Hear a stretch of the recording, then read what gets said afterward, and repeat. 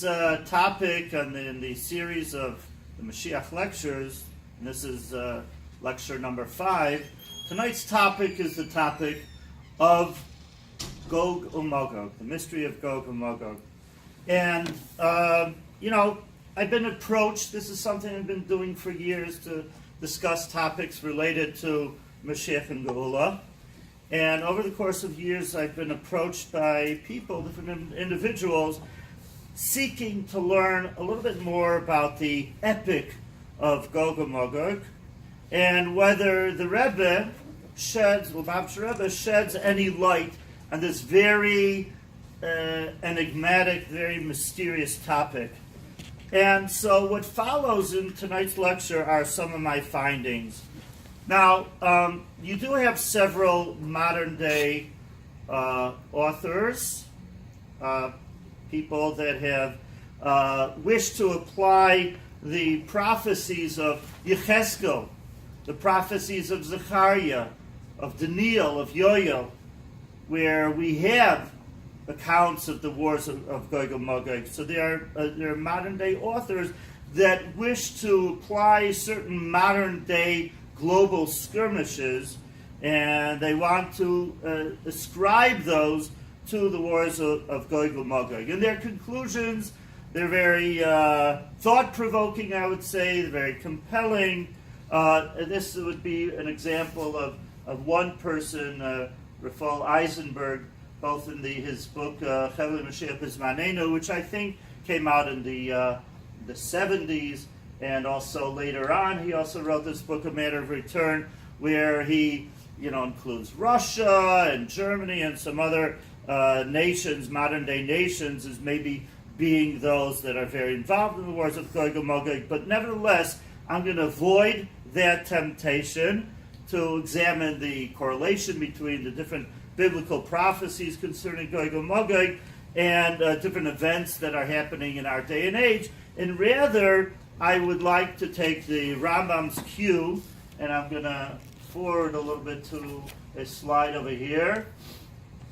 And I'm going to go back, but the Rambam says, Amru Chachamim.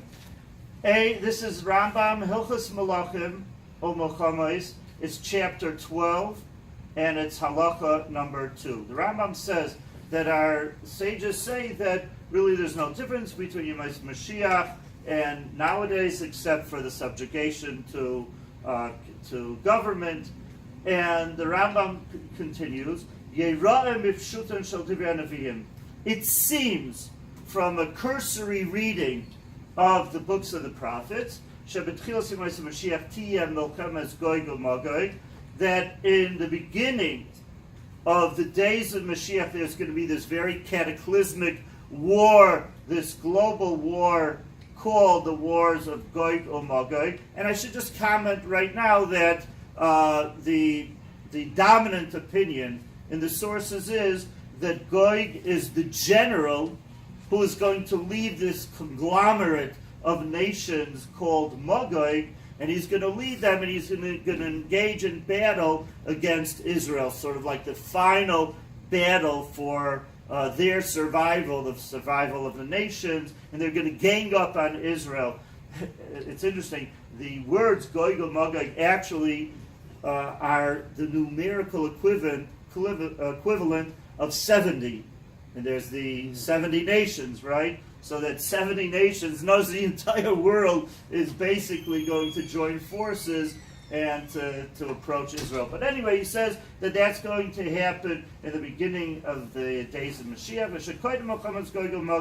And before that, Yamid Navi, a Navi who is going to be Elijah the prophet, he's going to come to Yisroel and Libam. He's going to set the stage for the coming Mashiach.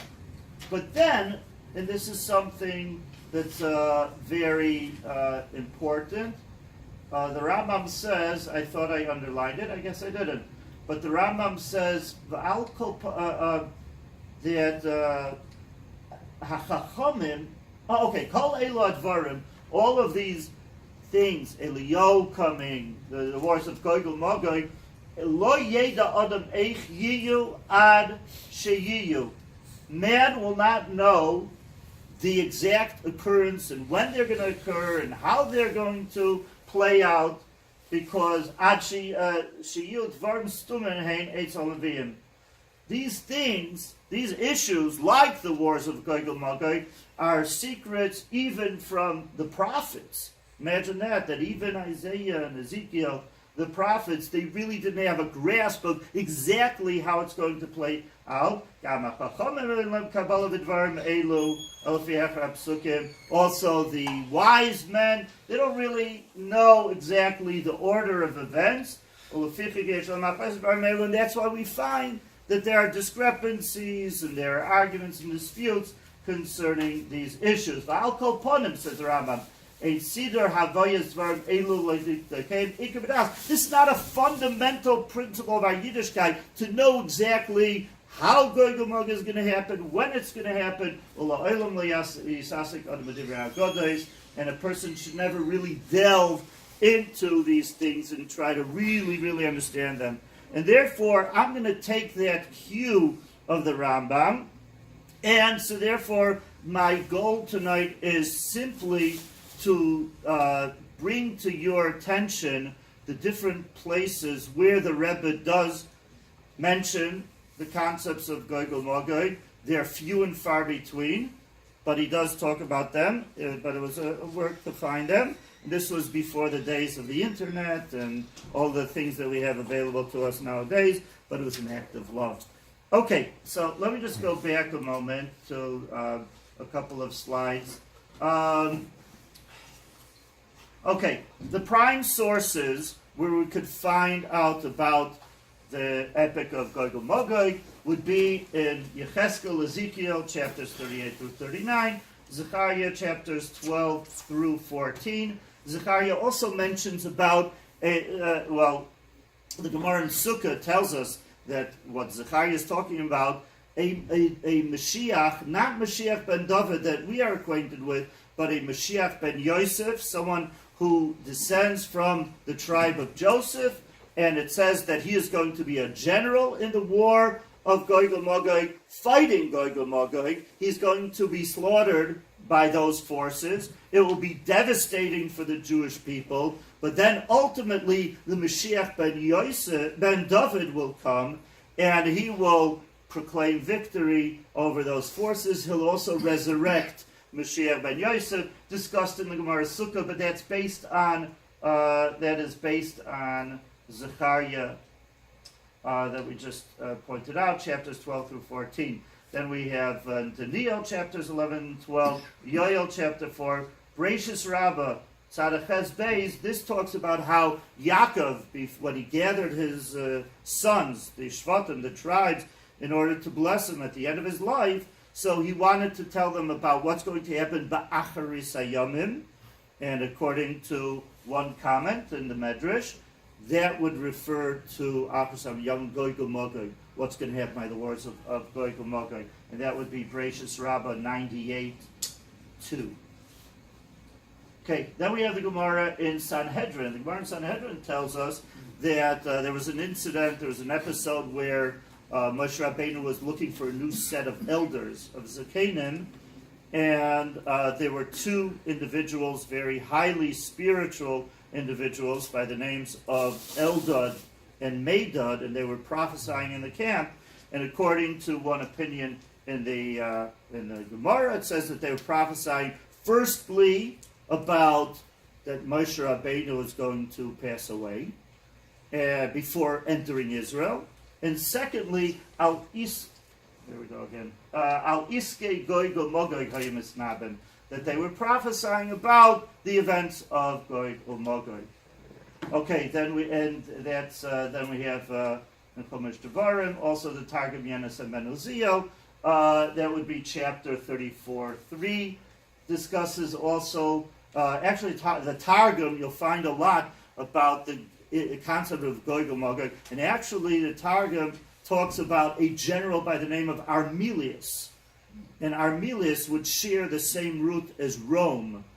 Armelius, Rome, and that's how we have the Rome is Rome, Italy. There, the Romans are the descendants of Esav, and they play a major part in the wars of Gog UMagog. Some people equate Gog with Armilius. Some people say it's two separate generals, but we're not going to get into that right now.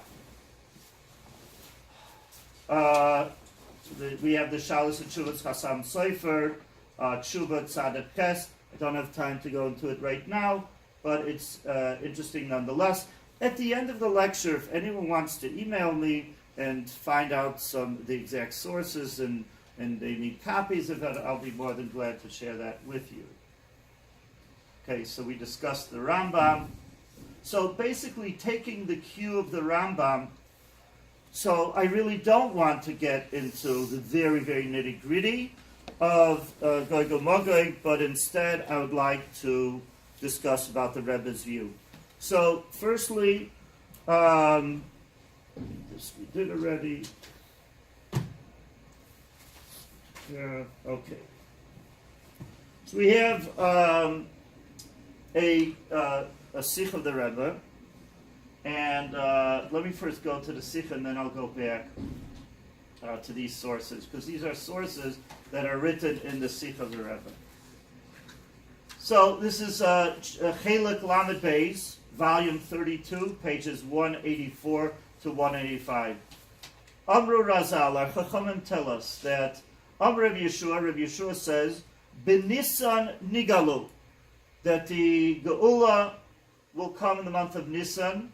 In other words, that's a propitious time for Moshiach to come. Doesn't mean that he can't come any other time, but that is a very good time for Moshiach to come, very auspicious. And, I'm sorry, so B'Nisan Nigalu, the original Geula from Egypt happened in the month of Nisan, and B'Nisan Asidim Ligol, and that's also going to happen in the future. Now, we have another opinion. There's an opinion of Rebbe Lazar. Rebbe Lazar differs, and he says, although the Geula was in the month of Nisan, but the ultimate Geula, our redemption, will be in the month of Tishrei. But V'kaimalon, who do we go like? We follow the opinion of Rabbi Yeshua, that Geula hi b'Nisan, that the Geula is in Nisan, according to the dictate, the principle, that whenever we have a dispute between Rabbi Eliezer and Rabbi Yeshua, the halacha would be like Rabbi Yeshua. So that tells us that the Geula will indeed be in the month of Nisan. There's also a Mezeritch that only quotes the opinion of Rabbi Yeshua and totally ignores the opinion of Rebbe Lazar, which again reaffirms that fact that the Geula will be in Nisan.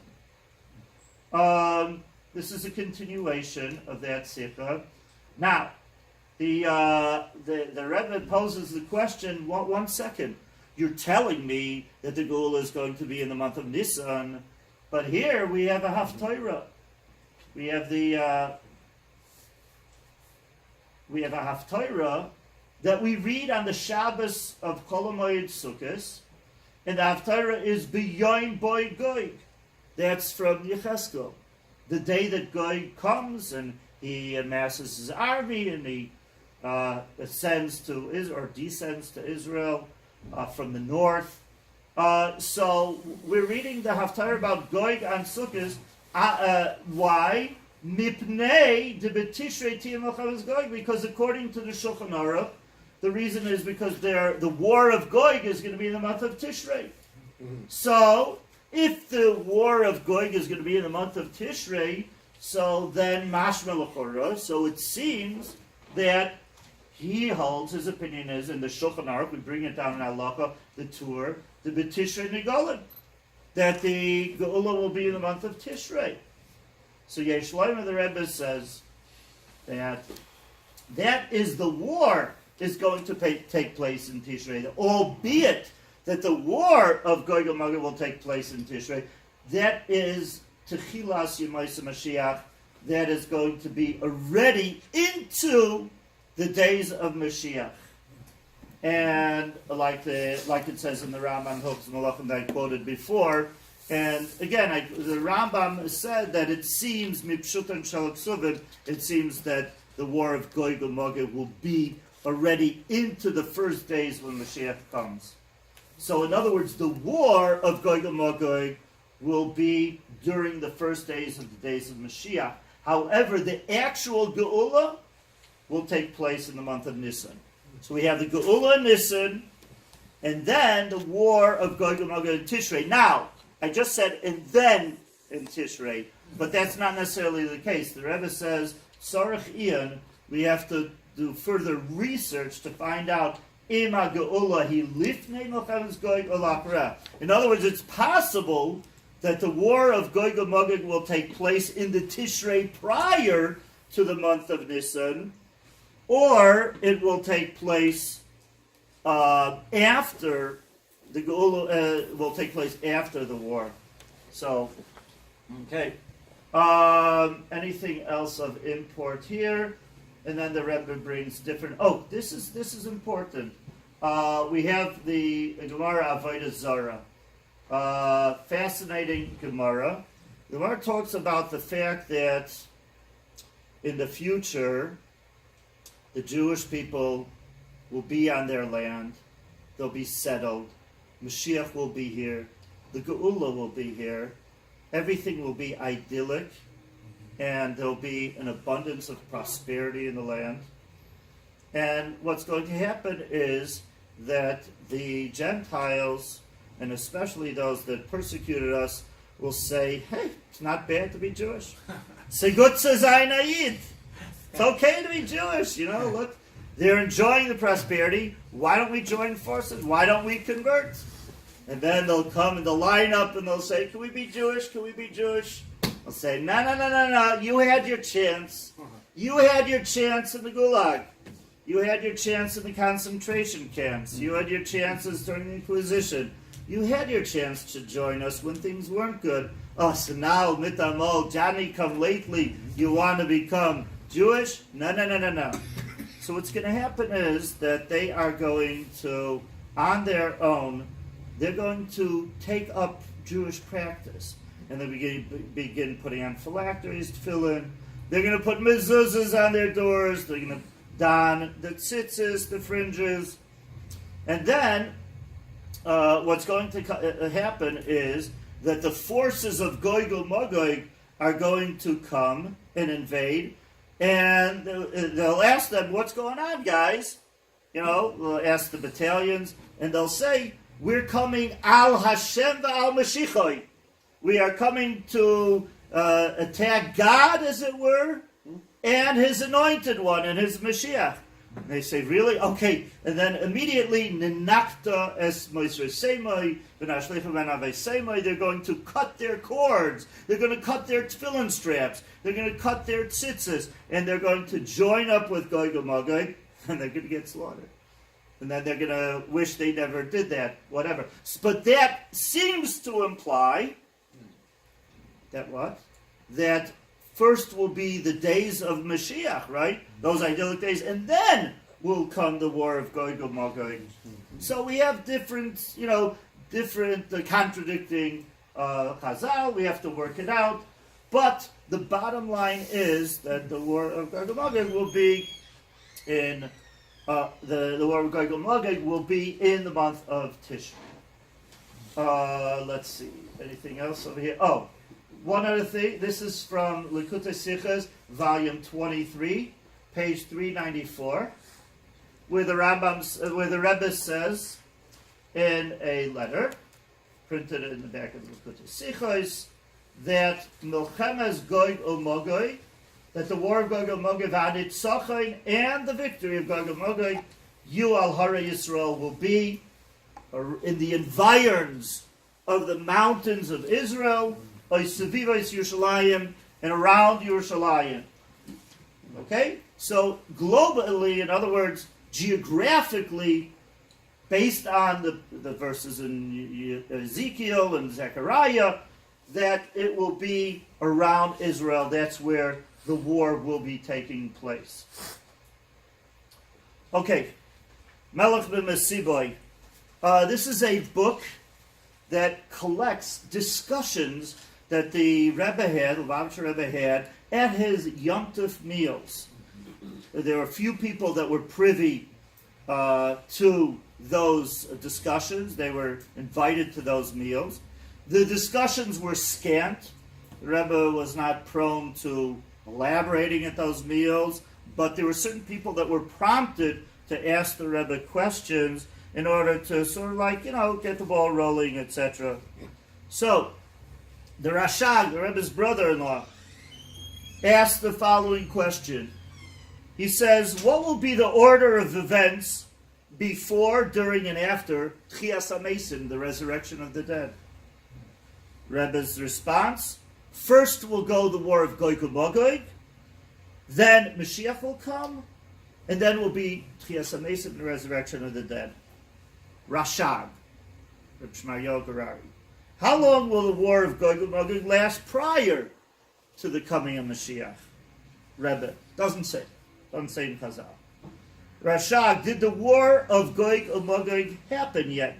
And if not, when will it happen? So the Rebbe says there are some that say that during World War I, there was someone by the name of Gog. And it's written in Svarim that there was a Keitz. A Keitz is a prediction of the date of Mashiach coming.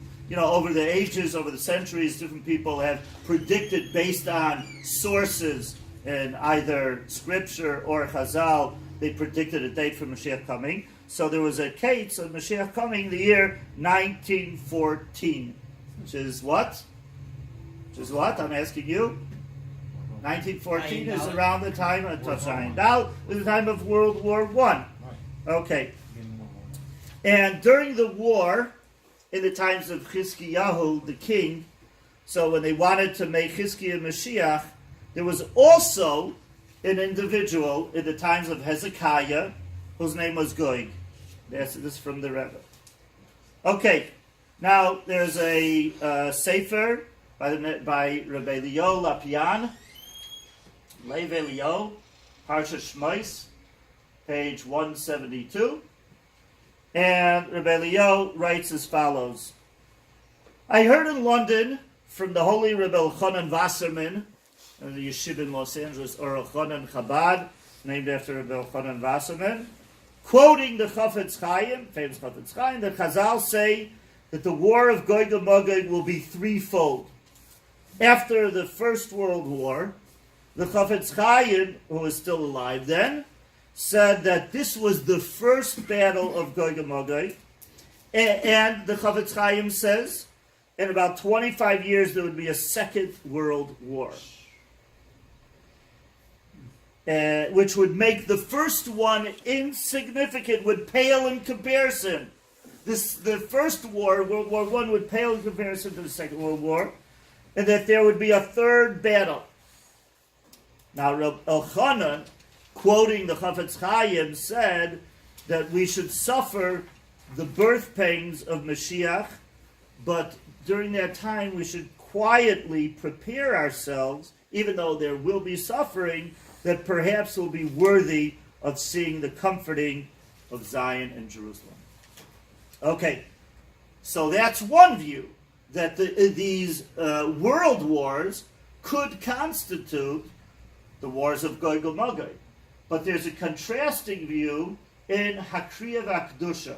Hakriya V'Akdusha is a publication of the previous Lubavitcher Rebbe. It's printed in the 1940s, and there was the editor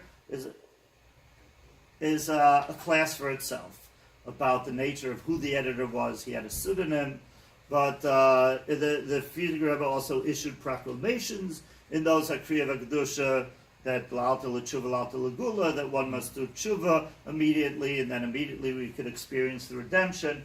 But in this publication, Hakriya V'Akdusha, on the eve of Rosh Chodesh Shvat, in the year 1941, on page 6. So the editor writes as follows. There's a one section over there where people, it's like a Dear Abby or a column, where you have letters to the editor. So the editor writes, concerning your query if Hitler's war is the War of Gog UMagog, we can answer unequivocally that it is not. That war, Gog UMagog, will take place in and around Eretz Yisroel and doesn't have any connection to any world war. In addition, the land of Magog is north of Israel by way of Turkey, Russia, northwards until the Arctic Ocean. Okay. Finally, the last part of this talk this evening, and again, we could go on a lot. I just wanted to highlight those things that we know the Lubavitcher Rebbe said about Gog. And so there's a Farbrengen of the Rebbe, which is printed in Sichas Kodesh, Pesach Sheni, in the year Tufshin Mem 1980. Okay, in order to really understand this, and how long do I have left? 20 minutes. 20 minutes. Great. I think we're on time. I think we'll get you out on time. And I appreciate everyone's patience with me. So, in order to just set the tone for that sikha, I want to give you a bit of background. In the era of the first temple, the first commonwealth, the country of Assyria, which would be nowadays in northern Iraq, dominated Israel. Now, in those days, there were two Israeli kingdoms. There was what was called the northern kingdom, which is the 10 tribes. You heard of the lost 10 tribes. And they were not in a good situation. They were very idolatrous. They were very rebellious. And that was the 10 tribes in the northern kingdom. Then you had the kingdom of Judah, which would be the tribes of Judah and Benjamin. And they were a little more righteous. And so each kingdom had a separate king.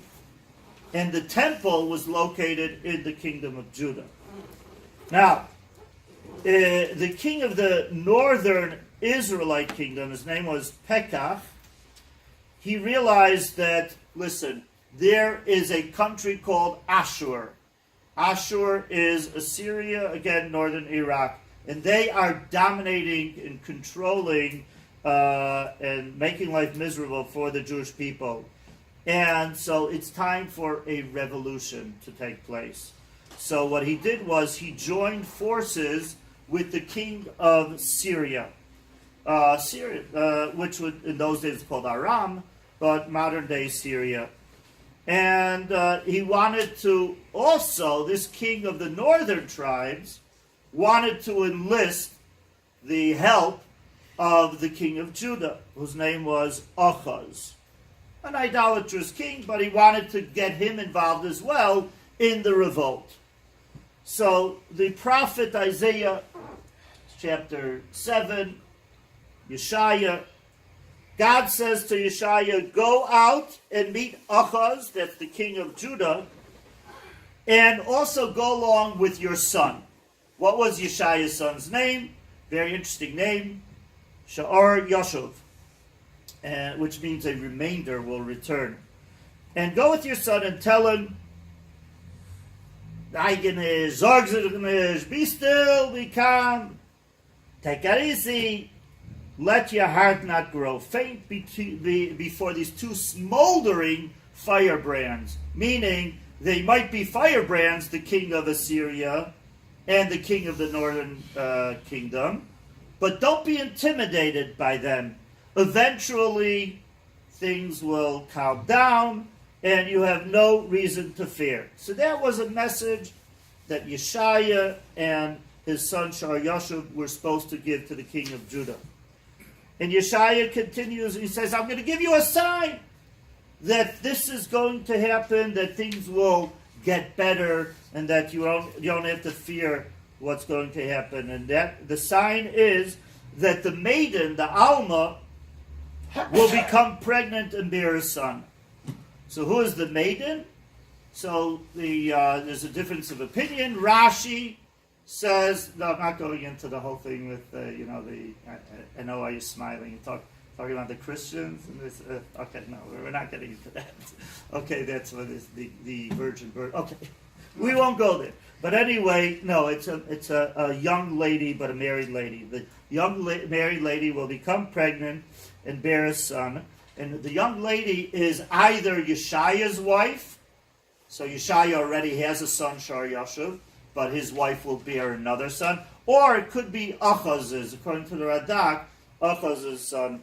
But in either case, she'll have a son, and prophetically, she will give the son a name Emmanuel, which means God is with us. And then Yeshaya continues prophesying, and he says that ultimately what's going to happen is that even though this local skirmish will be quelled, but nevertheless in the future there is going to be a king from the ranks of Ashur, and that is a reference to Sancheiriv, who will bring his troops and invade on the night of Passover, where probably many of you are familiar with that episode, where Sancheiriv or Tiglath-Pileser, however you want to refer to him, the Gemara says it's one and the same person, but Sancheiriv comes with his troops in the times of Hezekiah, the times of the righteous Chizkiah, and then in the night of Pesach, 185,000 of his troops were slaughtered, and Sancheiriv is driven back to Israel. They're back to Assyria, I'm sorry. Okay, so then Yeshaya continues, and he says that at that moment, there's going to be tremendous, not only physical prosperity, but spiritual prosperity in the land. And then God says to Yeshaya, take a large scroll and write on it in clear script, Lemaher Shalol Chashbaz. Okay, I'm sorry I haven't been doing this, but here's the name Emmanuel. Emmanuel. Then we have Lemaher, write on the scroll, Lemaher Shalol Chashbaz, to expedite spoils and to hasten, again, spoils and booty, etc. And then Yeshaya testifies that he approached the prophetess, his wife. She became pregnant. She had a son. And God said to him, name the son Maher Shalol Chashbaz. That's her name. So Yeshaya has these three sons, Sha'ar Yashuv, and Emmanuel, and Maher Shalol Chashbaz. Okay. Now let's turn to the Rebbe's talk in 1980. Basically, what was going on at the time was, this is 1980, is that the Rebbe was setting the stage for the children's organization of Tzivus Hashem. The Rebbe was saying, quoting the oft-quoted verse that V'heshiv leiv avos al banim v'leiv banim al avoisam, that God will return the hearts of the parents and the hearts of the parents through the children. In other words, the children will be the impetus in order to cause a revolution by the parents, that they should get closer to their roots. The children will have an amazing effect on the parents, and that also is a precursor to the whole children's club, Tzivus Hashem. So this was in 1980. The Rebbe says that, and this was Pesach Sheni, was getting close to Lag BaOmer, the day of the Hilula of Rabbi Shimon Bar Yochai, the Petira, the passing away of Rabbi Shimon Bar Yochai. And the Rebbe writes that the second Lubavitcher Rebbe, the Mittler Rebbe, how much time do I have? 15 minutes. 15 minutes. Awesome. Okay, great. So we're really, really on track over here. This is tremendous. So the previous Rebbe relates that the Mittler Rebbe, the second Lubavitcher Rebbe, would go to the field on Lag BaOmer. He wouldn't wash for bread, but he would drink spirits. He would drink mashke, which for health reasons was really against doctor's orders. And people would then observe many miracles. And most of them were related to children, meaning that there were infertile couples that miraculously were blessed with children. So, the Rebbe says, so what can we conclude from that episode? We can conclude that children are synonymous with joy, right? Going out to the field and imbibing and these adult beverages. and they're also synonymous with the Geula, with the redemption. The Talmud in Sanhedrin tells us, let me see if we have it up here. I might have it. Great. Oh, we do have it. Okay, so the Talmud in Sanhedrin says that we were just talking about Chizkiah and about Sancherib, the king of Ashur, coming to Israel. So Gemara says, there was a very propitious time for Mashiach to come that night of Passover. Imagine that. The Jews leave Egypt on the night of Passover. And then also in the future, and then also this episode happened the night of Passover. You've got a righteous king from the house of David. His name is Chizkiah. Then you've got this arch enemy, Professor Mortimer. Sancherib, and he could have been Goy. Chizkiah could have been Mashiach. So what happened? Why didn't that happen? So along came the powers of justice, the attribute of justice, and said, 1 second over here. You want to make Chizkiah Mashiach? He didn't even sing praises to you. He has much to be thankful for. You saved him from the war against Ashur. It could have been devastating. Jerusalem could have been destroyed at that point. And 2, there was a whole episode about how Chizkiah was supposed to pass away. The prophet comes to him and says, you didn't engage in procreation, you didn't have children, and so therefore you deserve to die. And then he turned to the wall, he prayed, and 15 extra years were granted to him. So where's the praise? Where's the song? And so then the world said, well, we'll sing praises for him. And God says, listen, but really I have my reasons why he is not Mashiach. So that is what the Gemara says, Sanhedrin. So Yeshaya Hanavi tells us that children blessed him. That the children that God blessed Yeshaya with, so they will bring salvation and redemption from external threats. And actually looking at and analyzing the names of Yeshaya's children will tell us that. Let's look at the name Sha'ar Yashuv. Sha'ar Yashuv, that a remnant will return. That was the name of, remember he went along with his son to tell Achaz the news.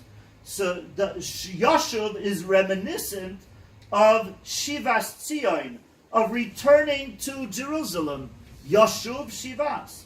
And Sha'ar, remnant, is reminiscent of a verse in chapter 11, which we read on the last day of Passover, because it has to do with Moshiach and Geulah, that on that day, the day Moshiach will come, God will once more stretch out his hand to once again acquire Sha'ar Amai, a remnant of his people. So you have Sha'ar Yashuv. So we see children are connected to the redemption.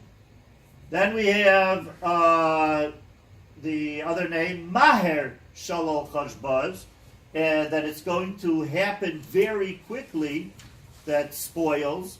So Chosh is like Achishena, that Hashem will hasten the redemption. And, okay. Then we have the name Immanuel, that we're confident that we will be victorious over our adversaries because God is with us. Now, one of the things that happened in the times of Chizkiah is that the reason he deserved, he merited to have this tremendous miracle happen the night of Passover is based on a verse that says that the yoke will be broken because of Yosser Sivle Oil Mipnei Shemen. Verse in Isaiah, the yoke will be broken because of oil. What does that mean? That in the times of Chizkiah, there was, you couldn't find a house that didn't have an oil lamp burning all night. Why? Because people were studying. What were they studying? The most complex areas of Torah. The laws of purity and impurity, etc. They searched the whole Israel. They didn't find even a child, a young school child, that wasn't proficient in these laws. And that is what broke. So again, with children, that there was children that had an effect on that.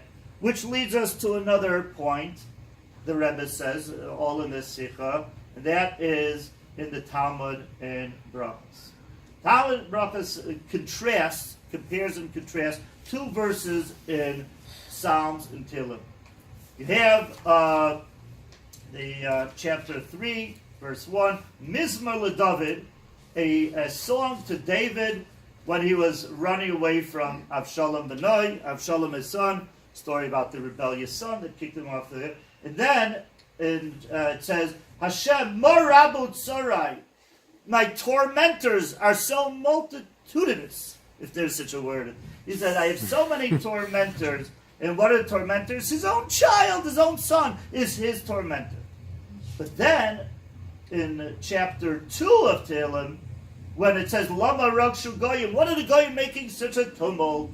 They're all, talking in vain. God laughs at, So, what is that talking about? That's the War of Gog UMagog. So, the War of Gog UMagog, why is, there's this, why are people making a tumult? What's the big deal? So, you have a global skirmish.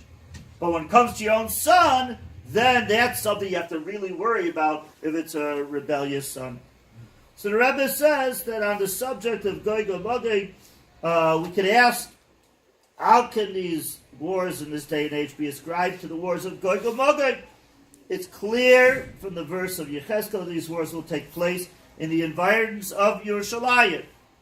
So that really is incorrect. The Rebbe says that the wars of Gog UMagog, it takes place about Yerushalayim.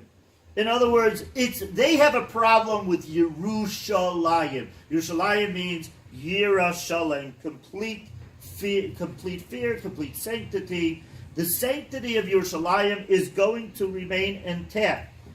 And the fear of God will remain intact. And our devotion to Hashem will filter down also to our actions in those days, and it will dictate our behavior as well. I would like to conclude with a fabulous statement in a sefer called Shem Mishmuel. And this is from the Reb Shmuel, the Sachat Rebbe, Parshas Vayigash, page 298. And he writes as follows. He says that following the future ingathering of the exiles, the War of Gog UMagog will take place, and Moshiach ben Yosef, we discussed about him before, he'll be killed. And we have to ponder this. Why won't the suffering that we've been enduring throughout, exile, why won't that suffer? Why do we also need the wars of Gog UMagog? But he says that it seems that it's to benefit Klal Yisrael, the Jewish people, because otherwise, then we'll have to be indefinitely in Golas because we'll need that purification process, and we wouldn't be able to withstand those hardships if it keeps schlepping the Golas. And therefore, what's going to happen is the War of Gog UMagog will take place after the Geula, and it'll be, they'll finish it off, and it'll be a done deal. And then he writes, the Sachat Shavar, that we can now understand the tradition that we've received from our holy rabbis, that by now we have been exempt from the wars of Gog UMagog. I underscore that, I'll tell that again. We don't have to worry about those wars nowadays, he writes. After the ingathering of the exiles, the Jewish people will live in peace and tranquility upon their land. Now, why? Because just like the hardship of the exile of Egypt, the exile was so intense that even though it was supposed to be a 400-year exile, but God shaved off 190 years to make it 210 years because the exile then was so intense. Now, we have a similar thing, but in a reverse fashion. that because of the length of the exile, not necessarily the harshness, although it's been harsh, but because of the length of the exile, we won't have to undergo that War of Gog UMagog. So then you could ask the question, yeah, but aren't there full prophecies about it in Ezekiel and Zechariah and Daniel and Joel? What about all these clear prophecies? Well, wasn't it a clear prophecy about the 400 years? God says it to Abraham by the covenant of the parts, that they're going to be in 400 years. And nevertheless, he played a trick. He said, oh, it's starting from the birth of Isaac, and so 100, so it became 190 years. So we don't have to worry about the wars of Gog UMagog. And I conclude with a statement from a Sefer, Malbish, Shabbos Yom Tov, Parshas Eikev. Again, I have these sources. You want me to scan them, email them, I'll be more than glad to. But there's a final thing I have to say, and that is that it's brought down in the Sefer Malbish Shabbos Yom Tov that I heard from my holy grandfather, Mezeritch, who said in the name of the holy Rebbe Elimelech, the Heilige Rebbe Elimelech, right? Rebbe Elimelech of Lezhensk, two brothers, Rebbe Elimelech of Lezhensk. So Rebbe Elimelech says that even though there are many psukim in Tanach that state that prior to the coming of Mashiach there'll be huge wars in the wars of Gog UMagog, nevertheless, Reb Elimelech, through his tefillas, through his prayer, he affected that there won't be these wars of Gog UMagog. And so, let us continue to daven, do whatever we can to bring Mashiach, increase our activities, increase our mitzvah performance, spread it Chassidus, all of the things that the Rebbe told us to do in order to bring Mashiach, and that it should be bechesed of Rachman, and it will be bechesed of Rachman. Thank you for your indulgence.